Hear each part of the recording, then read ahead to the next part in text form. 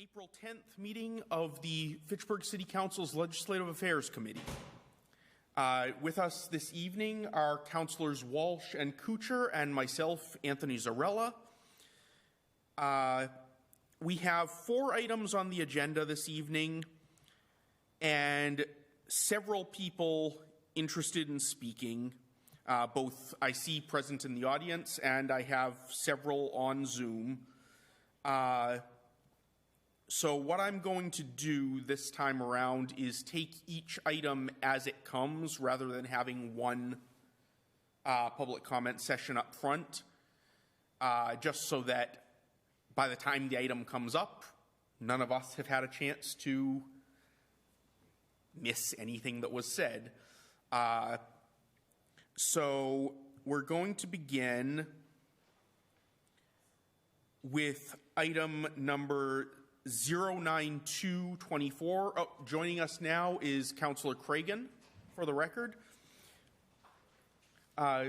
We're just beginning with 09224 to amend the City of Fitchburg local room occupancy excise to 6% pursuant to Mass General Laws, Chapter 64G, Section 3A. Madam Mayor, Madam Auditor. Thank you.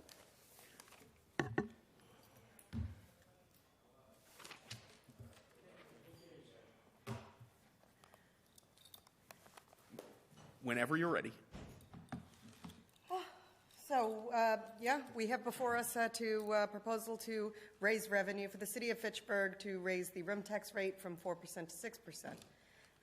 This is incumbent upon the City of Fitchburg in order to maintain our services, that we raise revenue. However, this revenue that we will raise from this hotel tax will not directly affect our budget, and it will not directly affect our budget next year. It will be more of a we'll use it for a snow and ice fund, basically. So we won't be able, so that'll help supplement that from free cash. So our, as we talked about last year at budget season, our revenues have our revenue estimates that we can use toward, the tax rate have, we've really pushed the ceiling on those. We can't really move much further. And yet, as we, talked about in the last session, the health insurance costs are going up. We're trying to attract and retain employees. So at some point, we've got to move forward in terms of revenue. As the mayor mentioned, this particular 2%, it will generate probably about $750,000. It'd be a 50% increase on the one hotel we have in town. And because it is a single entity that could be subject to business disruption as we experienced during COVID, that's the reason we don't rely on it fully in the budget, because if something were to happen, then we would have this massive hole in revenue deficit in our budget. We did push the reliance on this revenue already in the last budget to a pretty uncomfortable level, and we don't want to go beyond that. So we already are relying on the 4% to a pretty great extent. This 2% we would not add into our budget when we try to balance it in the fall, but it will pass through to free cash. And as you know, every year we need those standard appropriations, whether it's snow and ice, the stabilization fund, things like that. So it will pass through and be able to support those efforts as well. In addition, I have a few numbers. The City of Fitchburg, the last time we raised the hotel tax was in 1997, and that's really when we instituted the tax in its infancy because of the first hotel that was built. So from 1997, when we instituted the 4% tax, we have not attracted any new hotels since that point. In addition, starting in July, there will be 170 municipalities and towns, municipalities that have a 6% full hotel tax rate, and only 40 that have a 4% tax rate. So the vast majority of municipalities have this 6% tax rate. Thank you. I'll just start off by asking, do you have any estimate, approximately, nothing we're going to hold you to, of how much additional revenue this extra 2% would give us? Approximately 750,000. 750,000. 750. All right. Did you say that already? Yes. I'm sorry, I missed it. Okay, 750,000. Questions, Councillor Walsh? Thank you. Do we know offhand, and I know this is speculative, but do we know what effect this might have on that one hotel's business? I spoke to the general manager of Great Wolf Lodge, and he basically had the sentiment that while no business wants to see any tax at all or any tax raised, he indicated that 2% is not going to stop people from coming to Great Wolf Lodge, New England, and that he understands why that this would need to happen. And it's my understanding from on a tax such as this that it really isn't going to affect as much the people who who are residents of Fitchburg, but people who are coming from other places, correct? The majority of the people that utilize Right. the hotel in Fitchburg are not From residents Fitchburg themselves. Okay, thank you. Anyone else? Was that a hand? Sure. My apologies for coming a little late. I was at the Veterans meeting. We are going to have an Orlando Boss banner in front of Monument Park is the plan, which is great. Nice. Thank you. Not on the agenda, just a side note. I've been thinking about this since having a meeting in the auditor's office some months ago with some of my colleagues, and I also agree. I have family members who drive great distances from other New England states who have the time of their lives at our local hotel, fun park, just extraordinaire, and I'm very much in favor of this because I think that 750,000 was more than I thought it would be, so I will be very much in favor of voting for this. And one more question. I believe we talked about this when we spoke about this initially. I don't recall if you had been able to pull any numbers. Were you able to find out how many, basically how much additional cost has been incurred by the city in terms of additional calls for emergency services to Great Wolf since it was opened? We weren't able to pull that data out specifically. Okay. But, we have the West Fitchburg Fire Station, the Oak Hill Fire Station, and it was identified after the current hotel facility was built that the calls for service from the West Fitchburg Fire Station to that do not meet, NFPA standards, which requires that, at some point, when we are able as a city to relocate that fire station to, another location, and that is incumbent upon the location largely of, this hotel facility. Mm-hmm. Thank you. That was kind of the point I was looking to make, is just that by no means are we, as a city, I think, looking to soak Great Wolf because they can afford it or anything. It's rather that there is justification for charging them more because they're costing us more. We generally don't have charges for services, for calls for service to the fire department for, a microwave fire or a fire alarm trip or, an emergency ambulance service, these kinds of services that the city provides. So, there is cost. Mm-hmm.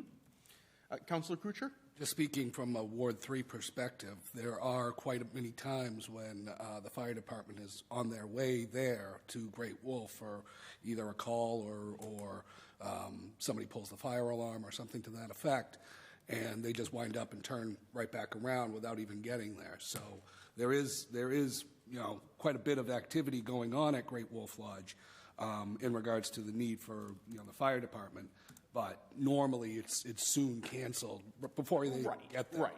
So Yes, that's a very good point, Councillor. I did not mean to imply in any way that Great Wolf has a high number of actual emergencies or anything. Right. Simply that there are additional calls for service. And so this would help to offset that as well as making our budget healthier. Motion to approve? Second? Motion and second to approve, being that there is no objection. It is approved unanimously. Thank you. And I apologize, actually. I forgot to ask if there was any public comment on this matter. Am I correct in assuming that everyone here is here for 272-23, the solar zoning? Okay. Just making sure, because if for any reason I do forget to ask for public comment at that point, feel free, anyone, to kind of raise a hand and flag me down, because I don't want to accidentally skip past that. All right. Next up, we have 09723, a petition to review disclosure of a municipal employee pursuant to Chapter 268A, Section 20A, B sub B, and to approve the same. This was before us before. I believe we held it because there was some information we didn't have at the time. But to be perfectly frank, I don't recall what information we were waiting on. I saw you were nodding, Councillor. Do you remember what we were waiting on? Not specifically, but I do remember that we held it to get more information. All right. I mean, we can certainly hold it again, since this is probably a matter that we would want the benefit of the city solicitor's presence on, and I don't see her here this evening. So, go ahead, Councillor Walsh. I just have a question. When I looked at the statute, there is no Part B, so I don't know why it says 20A, paren A, paren B. There is no Part B. It looks like, looking at the original petition, the A may have been a typo. It may have just been Section 20B, not Section 20A sub B, because the original petition does just say 20B. But we'll have time to check that unless someone feels that we should take action on this evening. I'm fine. I just thought I'd point it out. Thank you. Can I have a motion then? Motion to hold. Second. Motion and second. If there's no objection, all right, it will be held by unanimous consent. 27023, Councillor Fleming, on behalf of Ward 5 residents, to relocate the election polling site either back to Simon Park or any other suitable location where traffic is not so dense. This, again, we had held for additional information. I believe that information is still pending. It's just coming up tonight so that, pursuant to our rules, we can take further action and hold it again. Motion to hold. All right, motion and second. With no objection, it will be held unanimously. Now we are at 27223. Councillors Kuchar and Fleming, on behalf of all rural residential residents, to initiate a solar change in zoning by introducing additional zoning to protect rural residential neighborhoods. In addition, exclude solar on any watershed overlay district, nor shall solar abut any RA or R2 districts. I'll let Councillor Kuchar speak to this first, and then I'll take public comment. Thank you very much, Mr. President. This was submitted by Councillor Fleming and myself, as we are the two wards that have the most rural areas of the city. As history notes, there was a solar project in a rural area, which was the Mad River Solar, which is on Ashburnham Street and Stickney Road. That has turned into an utter disaster. I know there's a new company that has gone in and tried to clean up the mess. And now the proposal is the same type of a project up on Oak Hill Road. There seems to be a consistent effort to try to cut down our green to go green. And, you know, that just doesn't make sense. There is watershed issues in both areas, which we need to address, and also the residents, many of whom are here, some of whom are on Zoom, and I can't wait to hear them speak. But we really need to look at the zoning for these solar panels. I know we're limited on what we could do, you know, in regards to the zoning. You know, we can't just outright ban them pursuant to, you know, the Massachusetts regulations. But something needs to be done in order to protect the neighborhoods from these large solar projects, which would come in and basically create not only an eyesore, but also a flooding issue, which can be noted in the Mad River Solar.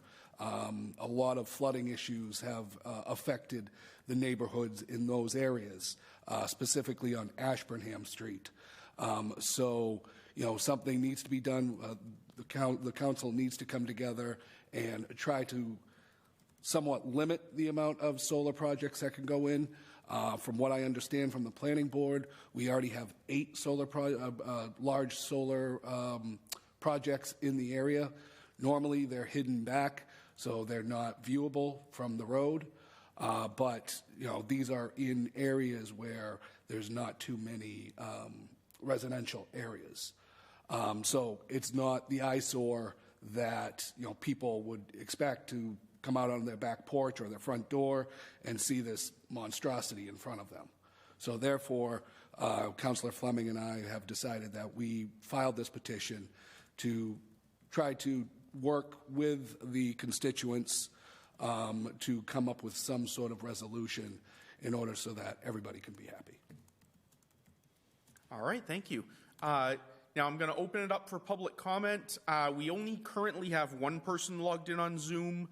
If it's all right with the people in attendance, I'm going to go to him first just so that there's no risk of forgetting on the back end. It's a lot harder to forget people who are sitting right in front of me. But I do want to just note for anyone who wishes to comment that there won't be any actual ordinance voted on tonight. We don't have actual ordinance language in front of us or anything like that. So I don't want to get anyone's expectations too advanced. But on the flip side, there will be other opportunities to talk about this as we move through the process. Mr. President, just to, you know, if not stepping out of bounds, this is just to approve us looking at the ordinance. Right. Not to actually change the ordinance at this point in time. Right. This is basically where we will be recommending to the council, if we approve this petition, it will be a recommendation to the council that we continue to study this issue and draft up an ordinance to address as many of these concerns as we are able. That being said, Mr. Twiskala, I'm going to enable your mic. Just make sure you're unmuted on your end, and then you will have 2 minutes. Okay. Thank you, Councillor.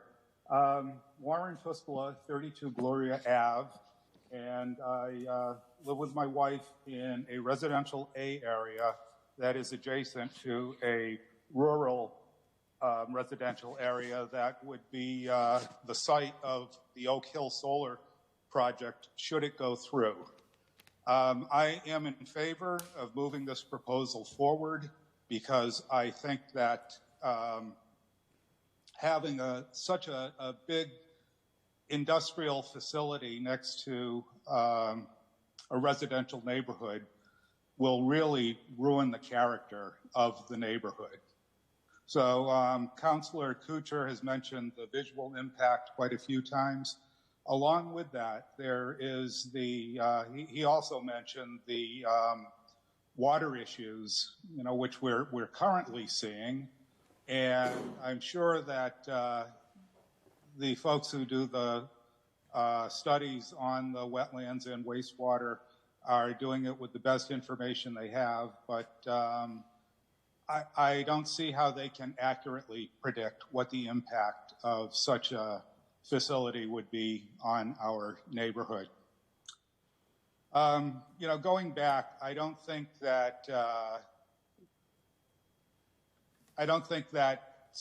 industrial solar farms should have been allowed in the rural residential zoning. I think it was a mistake to allow that. And if it continues to happen, we're going to have a patchwork of these situations throughout the city where we've got this eyesore and environmental issue causing site right next to residential areas. I thank you. Thank you. Anyone in the audience can now approach the center podium. Just please identify yourself by name. If you have a last name that you feel might need spelling, please spell it for the record. And then you will have your 2 minutes. Good evening. I'm Charlene Laxo. I live at 31 Gloria Ave in Fitchburg. And realizing that municipalities cannot unreasonably restrict solar development, ordinances can nonetheless be designed to guide development towards appropriate locations in the city. Any new or amended ordinance should take into consideration all of the stakeholders. It needs to balance the rights of property owners to use their land, as well as the rights of abutting and neighboring property owners to live without adverse impacts caused by industrial-scale solar arrays. This seems to be forgotten in the current rush to solar gold. I urge you to consider these rights as you debate amending the current solar ordinance. I also ask you to consider imposing a temporary solar moratorium on development of large-scale solar systems in order to allow the city time to properly modernize the existing ordinance. Thank you. Thank you. Next up.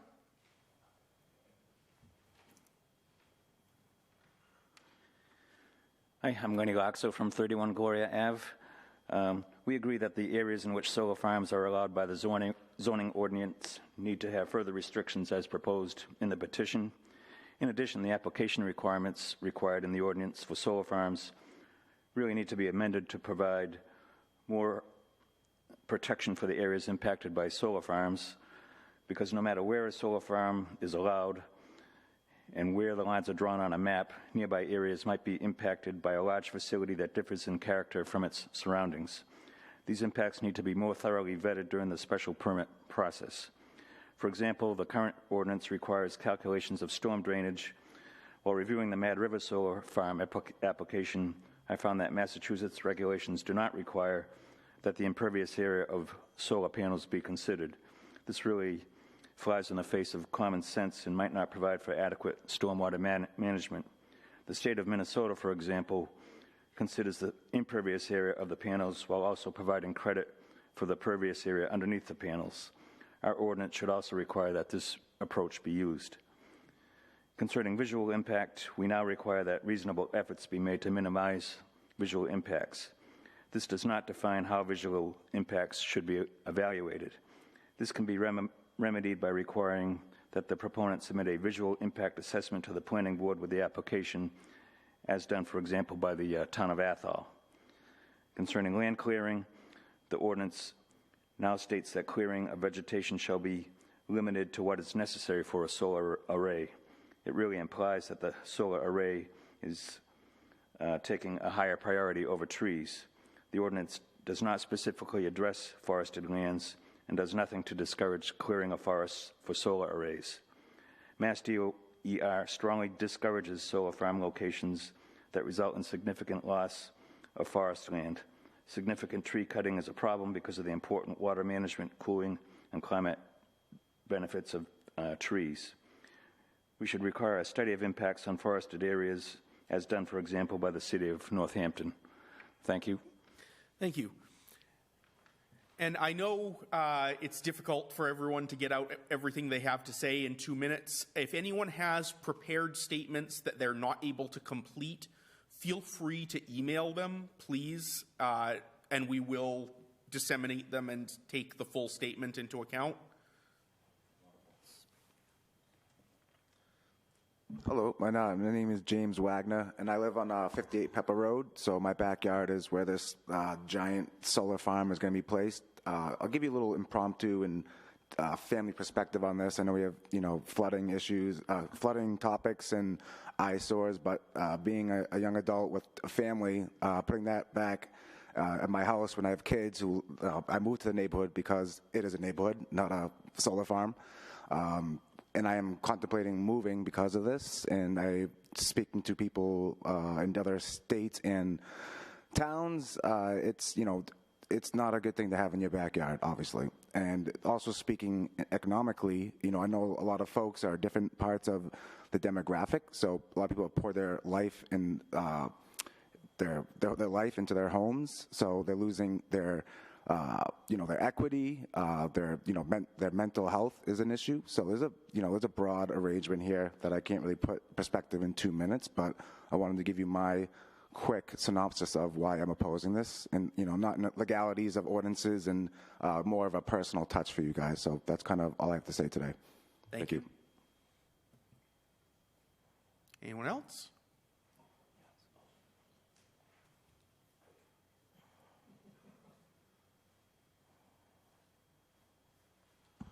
How you doing? The name's Chris Kuchar, 399 Cathy Street, Fitchburg.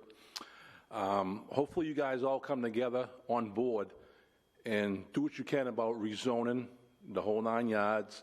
I didn't move up there. When I moved up there, there was no solar farm up there.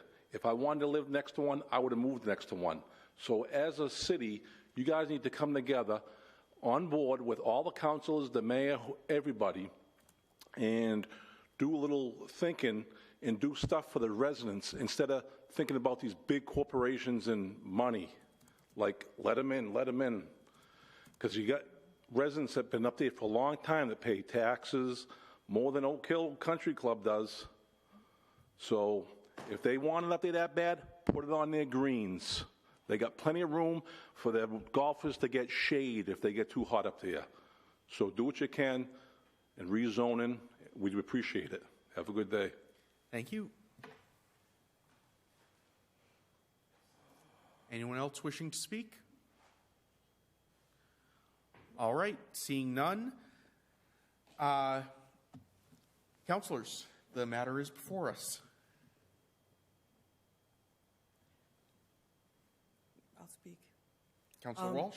Thank you, Mr. Chair and Council President. When I was running for this office, I met with a number of the people who are here in this audience and a number of others in the neighborhood. And a lot of people expressed a concern about a number of issues. One is what this gentleman right here said about it's his backyard, and I think I actually spoke with you. I think your family was having a bonfire in your backyard when we met. I think that would be lost, and it's not just aesthetics. It's a concern for, as a number of people have pointed out, it's the flooding issue. There's already flooding issues there, and I think that this would exacerbate it. I realize that there are limitations on what we can do in terms of zoning because of state laws, but I think that we need to look at that and see how we can address that so that the flooding is not increased, so that there's no ill effects on the reservoir that is there, and to keep the neighborhood the way the neighborhood is now without the solar array. So that's my 2 cents. Thank you. Councilor Kuchar. I also think it's important to note that it is a fact that when a solar array such as this goes in, property values go down. And the fact that this doesn't benefit anybody except for Oak Hill Country Club. It doesn't benefit the residents. It doesn't benefit the city. It doesn't benefit anybody. And I really think we need to look at this and rezone So to limit, and again, just for the public who's watching and the people that are here, you know, the Commonwealth of Massachusetts doesn't allow us to unreasonably restrict these things. But I think we can come up with a very narrowly tailored restrictions, you know, to help the residents out in these neighborhoods and also in the rural areas such as Mad River Solar. You know, there are many areas, not just up on the Shea Street area, but Ward 3 is very rural. There are lots of farmland in Ward 3, and there are many you know, forested areas in Ward 5 as well. So, I mean, we really need to also think, and I know it's kind of a, you know, nobody really, a lot of the residents care, I should say, and I care too. But we're losing our natural resources, our wildlife. You know, that is a big concern for our residents too. I have, you know, many constituents who send me pictures of animals that, you know, they see in this area. Bald eagles, you know, deer, of course. There's, you know, many different species up in that area that will be lost, you know, if we just let them deforest the area and just put up these solar arrays. So it's something that we do, as Mr. Kuchar said, no relation, by the way. Well, actually, a far distant relation, according to my father. But as Mr. Kuchar said, we do need to come together and help the residents out and try to narrowly tailor something. So I think Councilor Cragen raised her hand too. Sure. Thank you. I'd like to thank everyone who spoke tonight. Warren, Chris, James, Lenny, Charlene. And I think that we've been having this conversation for some time. I live in Ward 3, so near this proposal that I drive by 20 signs anytime I go someplace. It is clear the neighborhood is organized and has a point because of the wetlands that are just beyond the boundaries. I'd like to note for those watching who may not be aware, Lenny Laxo, our third speaker, is a former DPW commissioner, and you made some really excellent points as to other communities such as Athol in having the visual impact be part of the criteria. And was it Springfield with the study of impacts? Did I get that town right? Northampton, okay. Yeah, so Northampton. But also the fact that Massachusetts does not take into account the effect of the impervious areas. It seems like just a oversight of enormous proportion, and something that if we in our role can reflect, can review and reflect and include, that seems like, I mean, this is.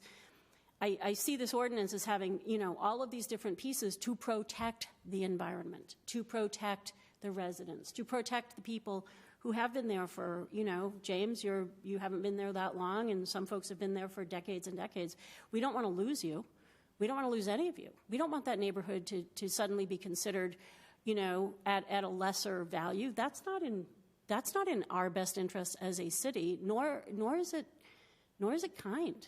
We're not here to do that, and I'm a little surprised I don't see anyone here from a solar group speaking on behalf of the solar panels. There is not a single person in this room who is from the solar, world, industry, business, what have you, speaking on behalf of, no, we need to be putting it everywhere. So I think that omission sends a message as well.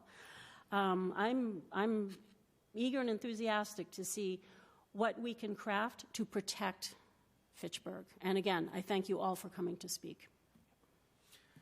Mr. Chair, it's also important to note that nobody from Oak Hill is here either. Motion to approve. Second. Thank you. And on the motion, I'd just like to say a few words as well. I also had the opportunity to speak with, I think, everyone here at one point or another. And I am entirely on board.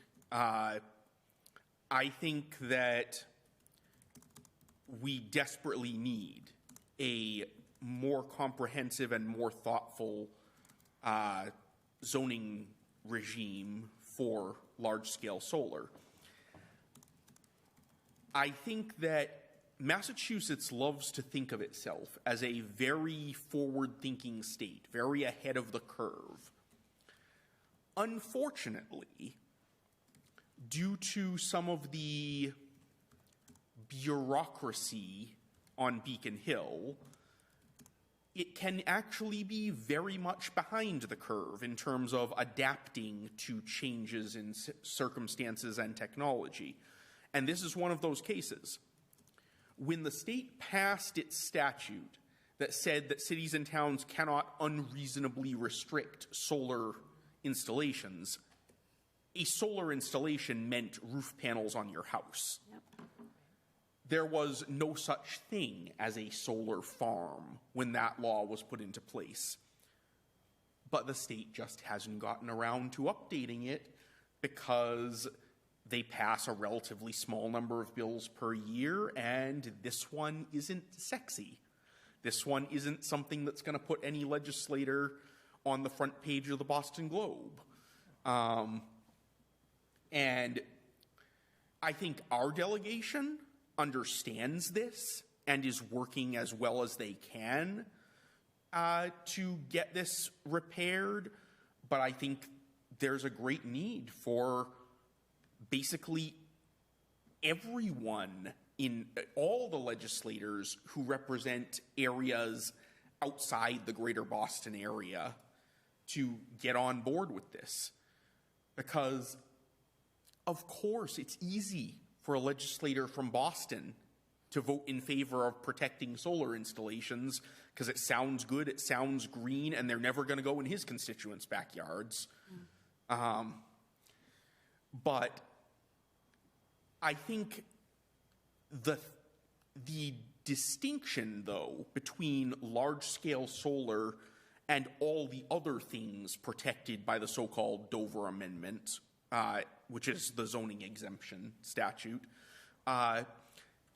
is actually where there's some opportunity for us as well. When they say we can't unreasonably restrict, most of the things the Dover Amendment protects, that basically means we can't restrict it at all, except for direct safety concerns. Like we can say you can't pack 100 people into a 3-family building, but beyond that, we have very little ability. It's, educational uses, religious uses, things that municipalities may have political reasons for wanting to restrict, but there's not a lot of direct physical impact on a neighborhood if someone puts, a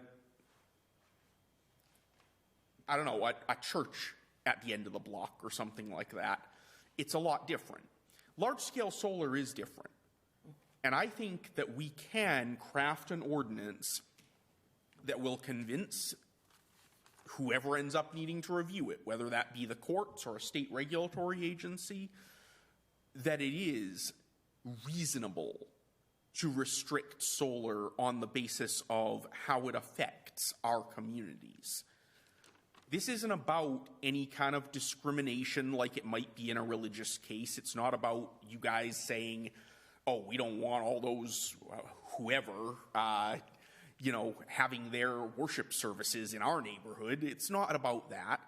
It's not about saying, we're a neighborhood of, older people. We don't want a bunch of kids at a school in our neighborhood. It's not about that. It's about your health and safety. And yes, your property values, which I do feel you have a right to, an entitlement to.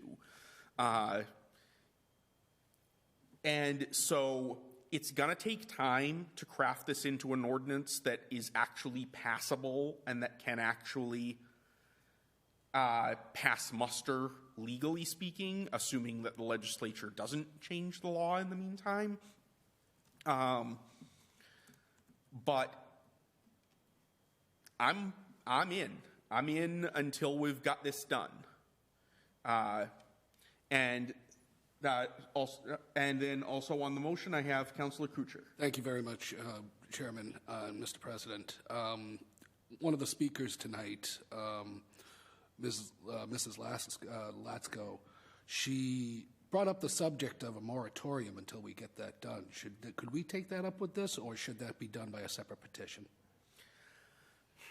I would think it would probably be a separate petition, not only because the nature of it would be somewhat different, but also because I think that would require probably a bit more research into the legalities than the zoning itself.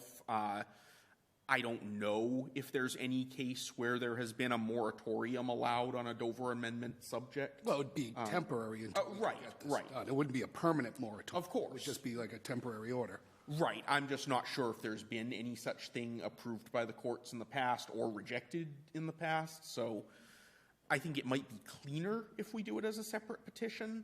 But if it is legally permissible, I'd be all in favor. Because the last thing we want is more projects getting started and grandfathered while we're considering how we want to regulate this. Exactly. So certainly, if it turns out that that is a thing we can do, then I'm all in favor. Councillor Walsh. And I think in reference to what Councillor Kuchar just said, I think that might be something that the city solicitor could weigh in on and let us know whether that is possible to do. Exactly. And actually, if any of you would like to either send that email to the city solicitor and copy me, or just ping me after we all get home tonight to remind me to send it off, we'll get her right on that. Councillor Cregan? Yeah, I'm sure that folks on Chase Street may already be all over this, but just to let the general public know, it looks like an act regarding municipal zoning powers by Representative McMurtry of Dedham relative to municipal zoning powers in relation to the installation of solar energy systems. So this is an act regarding municipal zoning powers and giving more local control. So Jake Oliveira, who was my colleague on school committee for many years and who is now a senator, it looks like the reporting date is extended to Friday, June 14th, pending concurrence. So I think we should all be looking carefully at this. And I know we've all been in touch with Representative Krishmerek and also Senator Cronin, and I think, anyway. So there is something there, but as we all know, what happens east doesn't necessarily come in this direction as needed. But I'm also I'm doing searches on some of these other solar, and there's plenty of language out there. But city solicitor, absolutely. Excellent. So I have a motion and second to approve the petition, which again will be to instruct that we will continue to try to craft this ordinance. And it appears we have unanimous consent. So it will be recommended to the council unanimously. It will come up on our agenda next Tuesday. And that concludes our business for the evening. Motion to adjourn. Second. I have a motion and second. Seeing no objection, we are adjourned.